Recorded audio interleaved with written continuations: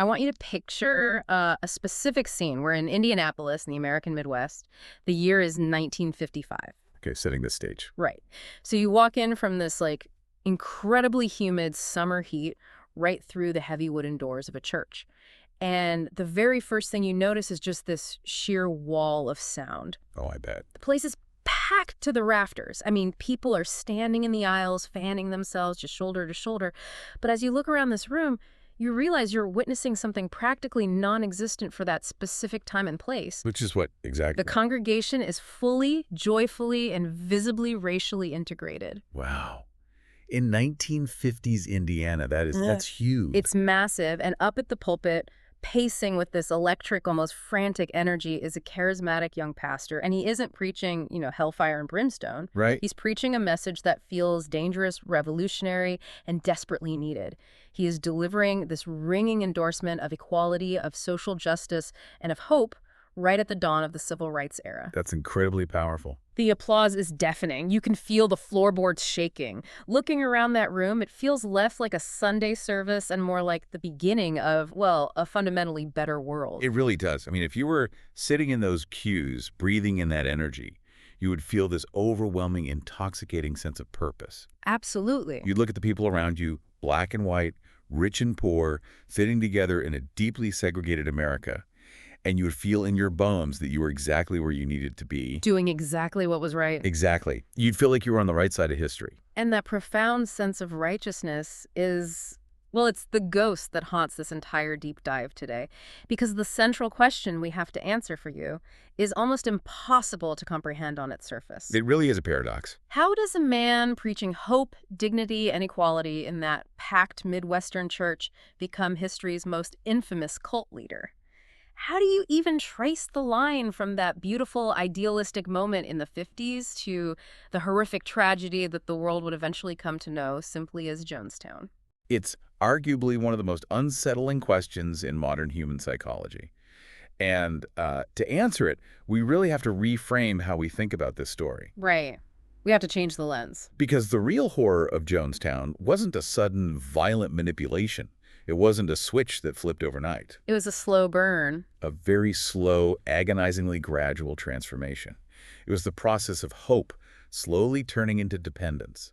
Dependence being molded into obedience, and obedience finally calcifying into absolute, terrifying control. And that gradual transformation, that is our entire mission today. We aren't going to look at the tragic end just yet. No, we have to start at the beginning. We're deliberately starting at the beginning because we need to uncover the actual mechanical psychology of trust and control.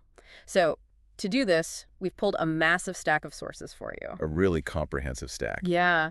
We're looking at the historical timelines preserved by History.com. We're digging deep into the primary source documents, the actual letters and records housed in the Jonestown and People's Temple Digital Archive. Which is fascinating material to go through. It really is. And to make sense of all of it, we're applying a foundational psychological framework provided by the International Cultic Studies Association, or ICSA. Right. Specifically, we'll be viewing this history through the lens of psychiatrist Dr. Robert J. Lifton's 8 criteria for thought reform. And as we apply Lifton's framework, I think it's vital to make our intentions for this deep dive crystal clear. Definitely. Our goal is not to retroactively diagnose Jim Jones from afar, nor are we here to sensationalize a profound human tragedy. No, not at all. We are here strictly to examine the documented facts of psychological escalation. And perhaps most importantly, we have to maintain a deep, unwavering empathy for the followers. I'm so glad you said that, because it's so easy to judge. Exactly. The people who joined People's Temple were not naive, they weren't foolish, they weren't broken. By and large, they were highly intelligent and passionate individuals who looked at a fractured society and simply sought to build a better world. So to understand how those compassionate people were captured, we have to understand the architect of the trap. Right. Let's look at Jim Jones. So Jim Jones was born in rural Indiana in May of 1931, right in the thick of the Great Depression. He came from incredibly humble, impoverished beginnings. Very difficult childhood. Yeah. But the primary sources paint a picture of a young man with just boundless ambition. In the early 1950s, he starts working as a self-ordained minister in small, established churches around Indianapolis. But he doesn't stay there long. No, he chafes under their leadership. He wants his own congregation, his own building, his own rules. But to get that, he needs funding. He needs cash. Right. And reading through the archives, this brings us to one of the most bizarre, jarring details of his early life.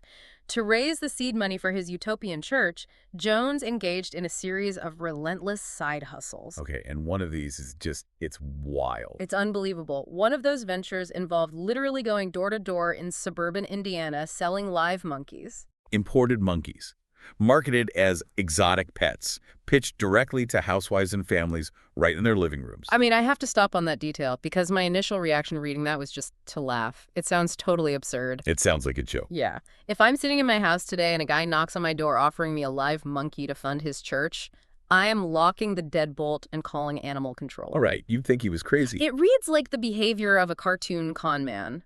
But, and this is the important part, if you force yourself to strip away our modern skepticism and place yourself back in 1950s Indiana. You have to look at the context. Exactly. Yeah. You meet a guy who is hustling that hard, who is willing to endure the humiliation of peddling monkeys just to fund a church that is actually putting its neck on the line to preach racial integration.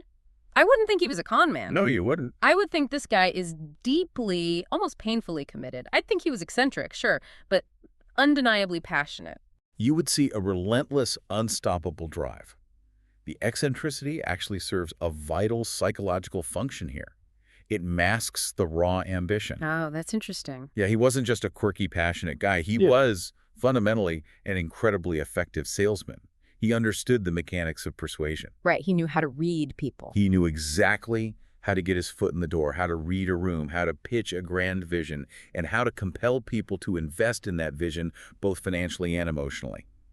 And the product he was selling, once he got the church open, was genuinely radical. The product was integration. And we really need to sit with that context for a moment to understand the initial magnetic pull of the People's Temple. We can't overstate how dangerous this was. A fully integrated congregation in the Midwestern United States in the 1950s.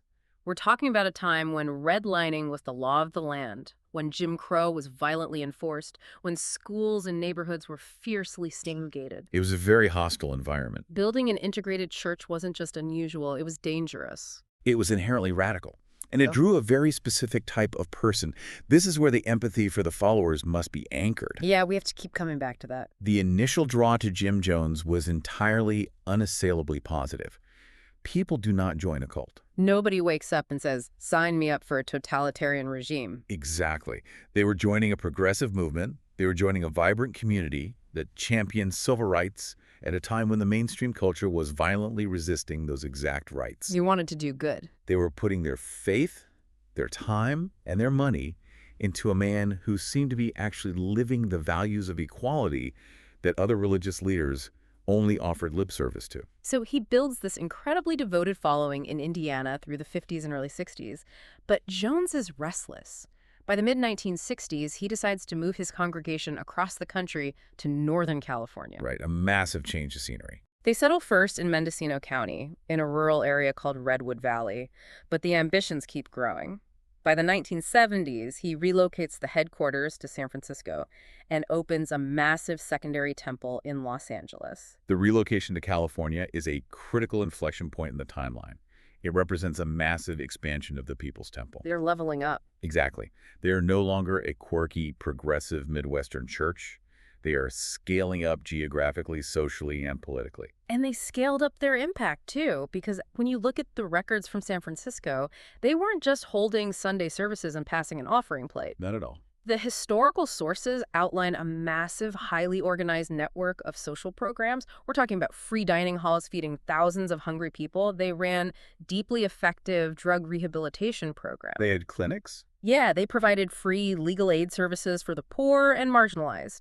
They were doing the gritty, heavy lifting of urban social work that the local government was frankly failing to do. And this is exactly where Robert J. Lifton's framework from the ICSA becomes essential for understanding why this group grew so powerful so quickly. Okay, let's bring lifting in here. Lifton writes extensively about the psychological importance of historical context. He specifically points to a phenomenon he calls historical dislocation. Historical dislocation, what does that look like in practice? Well, if we zoom out and look at the macro picture of the 1960s and 1970s in America, society was experiencing a massive, unprecedented decay of traditional belief systems. Right. You have the counterculture movement, the trauma of the Vietnam War, the assassinations of major political figures, the civil rights struggles. Everything was in flux. The entire American operating system felt like it was crashing. Everything that was supposed to be stable was being fiercely questioned. Precisely. There was a profound loss of organizing symbolic structures. The traditional ideas concerning religion, the authority of the government, the sanctity of marriage, the structure of the nuclear family, all of it was being upended. So people are just feeling lost. Yes. And Lifton argues that one of the primary functions of totalistic groups, which is the clinical term for what we colloquially call cults, is to provide a substitute symbols system. Ah, a replacement for what was lost. Right. In a time of chaos, they provide a rigid, organized group initiation rite for the transition into early adult life. So it's almost like a psychological vacuum. If the traditional family structure feels hypocritical or broken, and the government is fighting an unjust war, young people are actively rejecting those old identities. They're throwing them out. But they still need an identity. They still need a framework for how to live. Yes, the human brain craves structure. Intelligent, compassionate, highly idealistic young people looked at mainstream American culture and saw nothing but hypocrisy and confusion. So they look for an alternative. And then they looked at People's Temple. Here was a group that wasn't just holding protest signs or debating theory.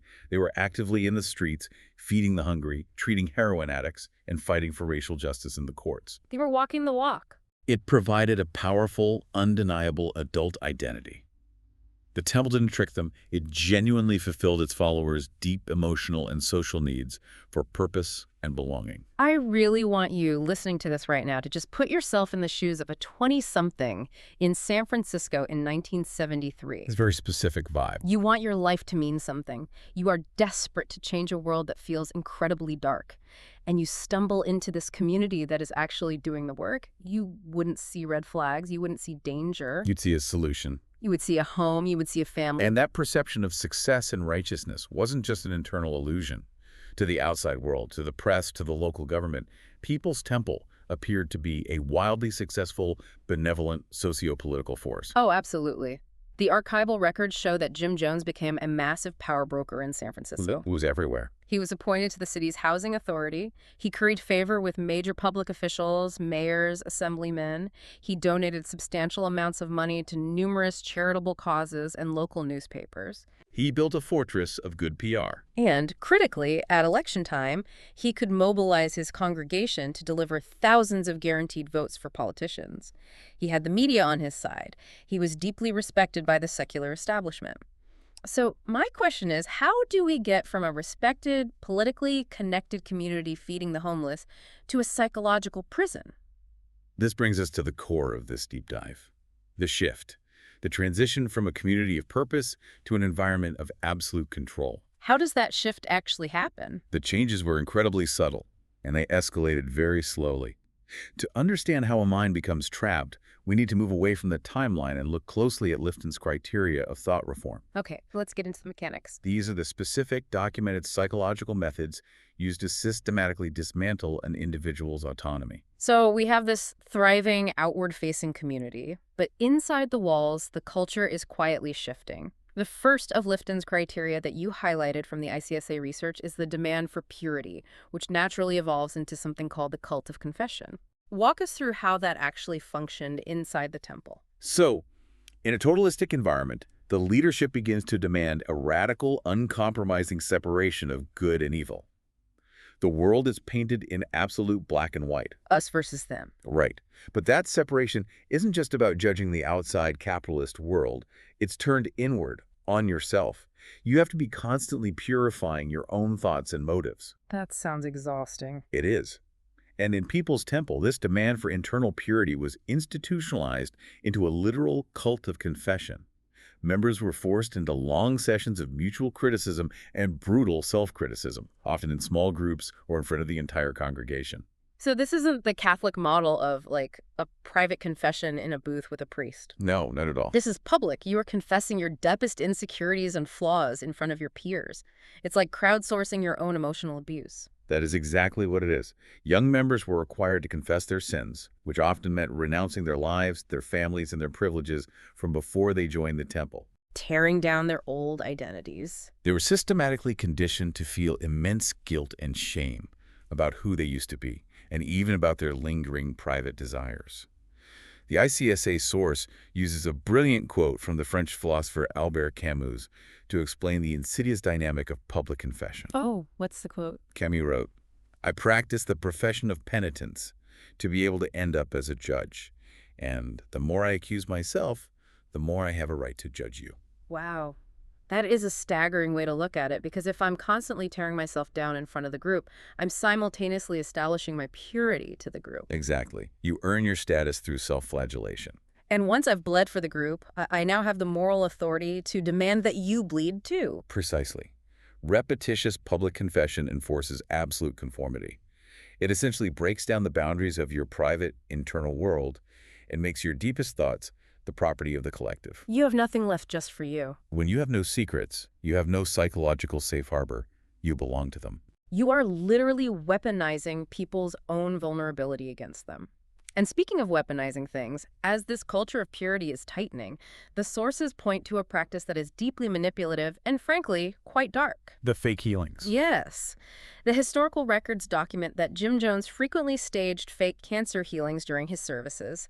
He would use sleight of hand, often using rotting chicken gizzards, to literally pretend to pull cancerous tumors out of his followers' bodies to prove he had divine supernatural power. It's incredibly brazen. My question is, how does a leader justify that to his inner circle? If you're faking a tumor, you know you are a fraud.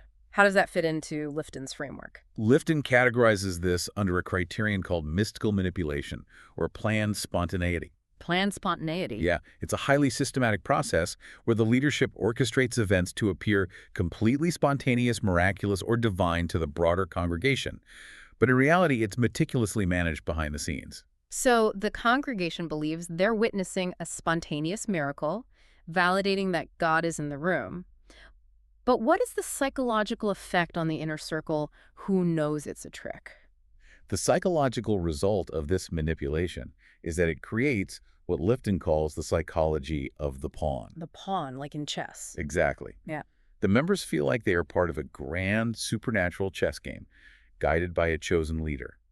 But for the inner circle who helps stage the trick, this mystical manipulation serves an even darker purpose. It justifies deception. How so? Well, if the leader is performing this trick for a higher purpose, to bring more people into the movement, to keep them away from the evils of capitalism, to feed more homeless people, then faking a healing is seen not as a lie, but as a necessary tactic. Right. It's a concept that scholars of totalistic groups sometimes call heavenly deception. Wow. Heavenly deception. So the ends completely justify the means. If faking a miracle keeps a wealthy donor in the church so their money can fund the drug rehab program, then the fake miracle is mathematically a good thing. That's the logic they use. The morality is completely inverted. That is a terrifying mental loop, because once you accept that lying is virtuous, there are no guardrails left. There are no guardrails, and the perimeter begins to shrink. Because that justification of deception relies entirely on another incredibly powerful criteria from Lifton's framework, milieu control. Milieu control. We see this term a lot in the literature. Break down the mechanics of how it actually works. Milieu control is the absolute control of all communication within a given environment. As a movement becomes totalistic, individual autonomy, your basic ability to perceive reality and think for yourself slowly becomes a structural threat to the group's survival. Because if you can think for yourself, you might leave. Exactly. The leader must attempt to manage not just what you hear and see from the outside world, but your internal intercommunication. I want to theorize on that for a second. Controlling the outside world makes sense. You tell them the newspapers are lying, you cut off their mail, but how do you control someone's inner communication? It's a great question. Is it essentially like creating a human algorithm? You curate their physical and social feeds so heavily and keep them so overwhelmed that they literally don't have the mental RAM left to form a dissenting thought. That is a phenomenal analogy. It is exactly like an algorithm designed to induce sensory and social overload. Just constant input. Constant. It's achieved through intense group processes and continuous, unrelenting psychological pressure. The group creates an increasingly intense sequence of events. You are attending seminars, lectures, committee meetings, endless church services. Plus you're working your day job or volunteering. Right. You are working in the dining halls. You are subjected to hours of Jones preaching over loudspeakers. You are kept so busy, so perpetually exhausted, and so constantly surrounded by the group's messaging that the algorithm of your life has no room for silence. And without silence. And without silence, you cannot form an independent thought. Which leads us to a point in the timeline that is incredibly difficult to read, because as this algorithm tightened, as psychological pressures of purity, confession, and exhaustion mounted, former members described a terrifying surrender of their autonomy. This is where things get truly dark. We're looking at documented facts from the History.com source here. Members were pressured to give up their personal belongings. Then they were convinced to hand over the deeds to their homes and their life savings to the temple. Everything they had. And eventually, in the most extreme cases, members surrendered the legal custody of their own children to the church's inner circle. And the crucial, horrifying thing to understand here is that these homes and these children were not taken at gunpoint in the dead of night. The followers had been so deeply conditioned through all these interlocking methods we just discussed to view this profound loss as a necessary, noble, and voluntary sacrifice for the cause. 2-3 seconds of silence. I have to pause here. It's a lot to take in. It really is, because no matter how deeply we analyze the context, there is a fundamental human pushback that happens when you hear that. As a person sitting here today, I instinctively think, well, if a church asked for my bank account, I'd be suspicious. Natural. If they asked for the deed to my house, I'd leave. If they asked me to sign over custody of my children, I would run through a brick wall to get away from them. How did these intelligent, compassionate people not see the trap closing? It is the most natural, self-protective response in the world to think you would run. But this raises an essential question about how the human mind functions under extreme, prolonged conditioning. Okay. To understand why a mother or father didn't run, we have to look at one of the most insidious of Lifton's principles, doctrine over person. Doctrine over person, meaning the rules of the group matter more than the individual's well-being. It goes much deeper than just prioritizing the rules. Doctrine over person means that when a member feels a profound conflict between what they are physically and emotionally experiencing, say, the exhaustion, the abuse, the agonizing, visceral pain of relinquishing their child, and what the group's dogma says they should be experiencing, which is the joy and righteous pride of building a socialist utopia, they are systematically trained to negate their personal experience. Wow. So they literally rewrite their own feelings. Their reality is overwritten by the doctrine. So if I'm shattered and weeping because I just gave up my house or my child, I'm not allowed to think the church is wrong for taking my child. My brain has been rewired to think I am morally flawed for feeling sad. I am selfish. Exactly. You internalize the message that the doctrine is perfect and the leader is perfect. Therefore, any contradiction you feel, any pain or doubt, must be a fatal flaw within you. That's devastating. It is. Doubting Jim Jones or feeling the biological pain of losing a child indicates that you are deficient. It proves that you are still tainted by the selfish, individualistic, capitalist outside world. You are evil. So they don't even need to punish you. The group doesn't even need to punish you anymore because the guilt is turned entirely inward. You police your own thoughts. Your own mind becomes the prison guard. That is a chilling realization. But as this internal psychological control is reaching its peak, the outside world finally starts knocking on the door. The bubble starts to crack. Yeah. By the mid-1970s, the People's Temple is facing mounting, intense negative media attention. Relatives of members are organizing. Investigations are starting to surface.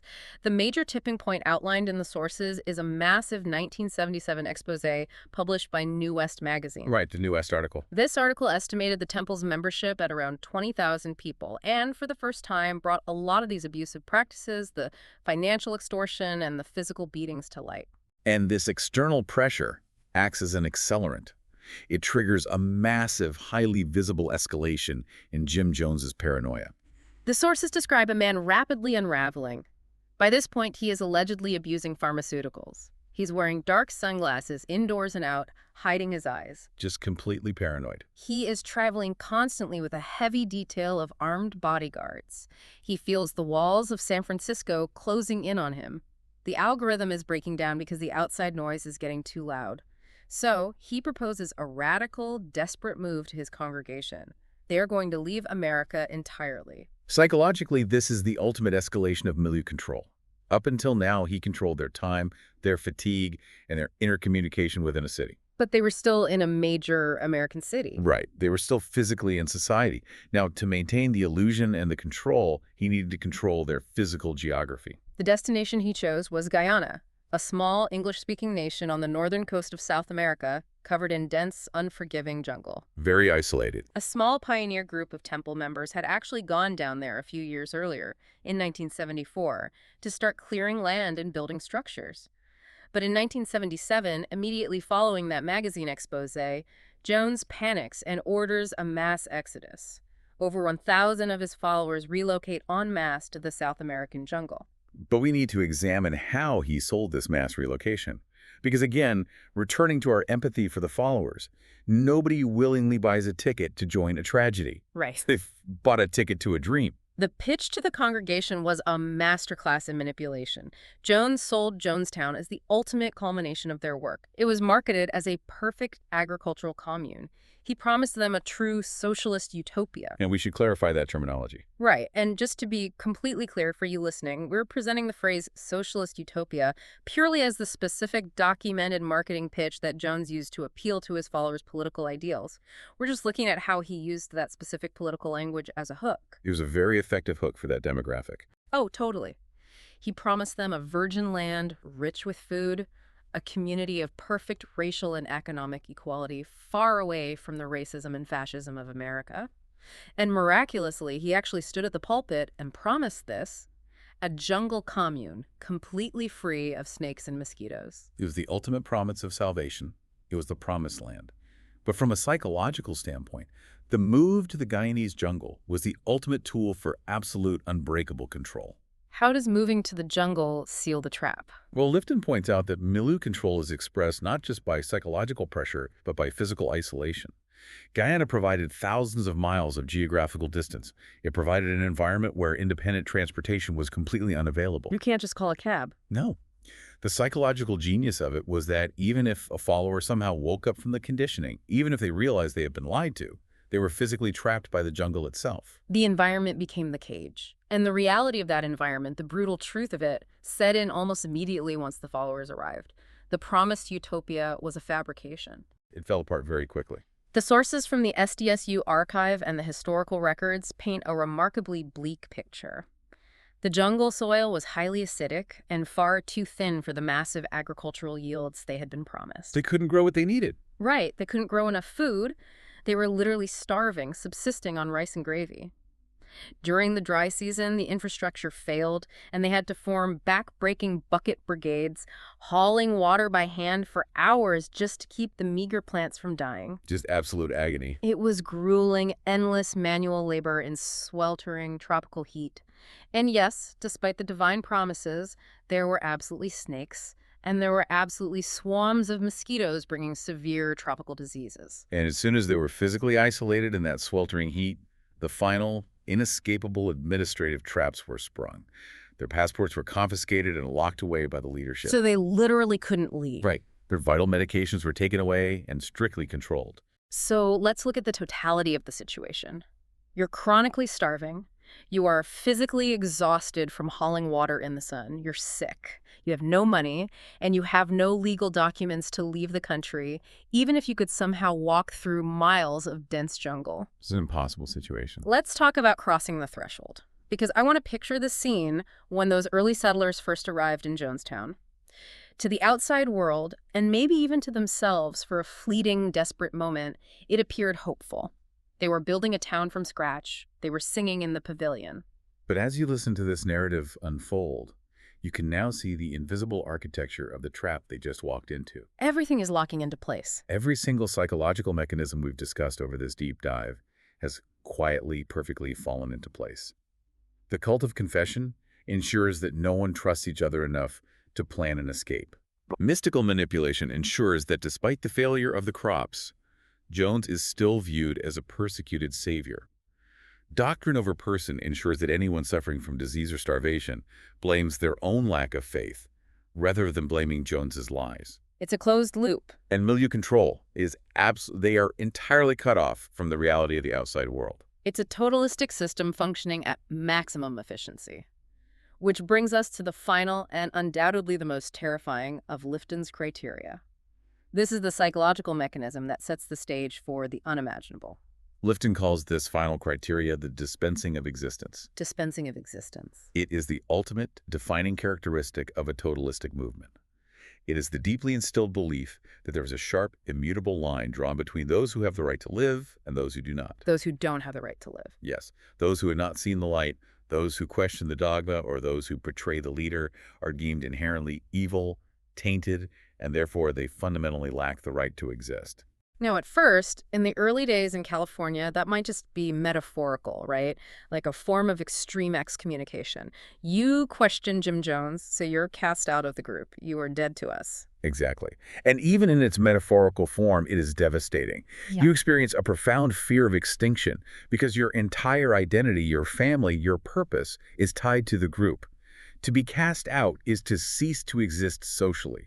But in Guyana. But under highly malignant conditions, when the leader's paranoia reaches a fever pitch and the isolation is complete, the dispensing of existence transitions from a metaphor into a literal threat. And the conditions in Jonestown were as malignant as humanly possible. The reality of the compound wasn't a socialist utopia. It was a state of constant, suffocating terror. It was prison camp. The historical records show there were armed guards, called the Red Brigade, patrolling the perimeter of the jungle, supposedly to keep out mercenaries, but in reality to keep the members in. Members were actively encouraged to inform on one another for the slightest infractions, completely destroying any remaining bonds of family or friendship. You couldn't trust anyone. Letters going back to the U.S. were heavily censored and dictated. The few phone calls that were allowed via shortwave radio were strictly scripted and monitored. And the assault on their intercommunication reached a level of technological intrusion that is hard to fathom. The sources detail how Jim Jones's voice was broadcast over a massive PA system that was rigged throughout the entire commune. It was inescapable. And when his voice was playing, which was often day and night, there was a strict, enforced rule. No one was allowed to talk. You just had to listen. Just a constant psychological barrage. You listened while you worked the bucket brigades. You listened while you ate your meager rations of rice. You couldn't escape his voice, his paranoia, his ranting about government conspiracies. And then there were the pavilion meetings. Oh, the meeting. Forced, mandatory meetings that dragged on late into the night when everyone was already severely dehydrated and exhausted. We have to recognize sleep deprivation as a classic, incredibly effective tool of thought reform. It fundamentally breaks down cognitive resistance. When you operate on 2 or 3 hours of sleep a night, you literally become too biologically tired to fight back mentally. Your critical thinking faculties shut down. And it was during these exhausted, terrifying, surreal nights in the jungle pavilion that Jones introduced the ultimate test of obedience. He called them white nights. The loyalty test. These were mock suicide drills. He would wake the entire camp up in the middle of the night, sirens blaring, claiming they were under imminent military attack by the American government or mercenaries. He would have the entire congregation, including children, line up and drink a liquid he told them was poisoned. It's just horrific. Only after they drank it, proving their ultimate loyalty and their willingness to die for the cause, would he reveal that it was just a loyalty test. Think about the profound, irreversible psychological impact of that ritual. He wasn't just testing them. He was normalizing the literal dispensing of existence. He was rehearsing it. He was actively training them to view their own deaths not as a tragedy, but as a revolutionary act, a necessary and glorious part of the doctrine. He wasn't just controlling their daily lives or their bank accounts anymore. He was systematically conditioning them to override their own biological imperative to survive. It is deeply, deeply unsettling, because when you trace the timeline from the monkey selling to the mock suicide drills, it forces you to realize that this wasn't just a group of crazy or foolish people who drank poison on a whim. Not at all. It was the horrific mathematical culmination of years of calculated, systematic psychological dismantling. The trap was so perfectly designed that by the time the jaws snapped shut, the victims believed they were the ones pulling the lever. It strips away our comforting illusion that we are entirely in control of our own minds. It forces us to recognize the profound vulnerability in all of us when we are desperately seeking purpose. And that is the exact thought I want to leave you with today. What happens when our deepest, most beautiful human desire, the need for a purposeful, equitable community, the profound desire to truly make the world a better, fairer place. What happens when that pure desire is recognized, hijacked, and weaponized against us? It's a terrifying question. Jonestown is terrifying not because it is alien, but because it is so human. It forces us to look in the mirror and ask a really hard, uncomfortable question. How easily could our own idealism be twisted if we surrender our critical thinking to a single charismatic voice? If we allow someone else to curate our reality and define our boundaries? Jonestown wasn't built in a single day, but neither was its collapse. In part 2, we'll witness how fear, paranoia, and absolute control transformed a dream into one of history's darkest tragedies. Remember that packed church in Indianapolis, the applause, the soaring hope, the desperate desire for equality? That is where the trap was truly set. We'll see you next time.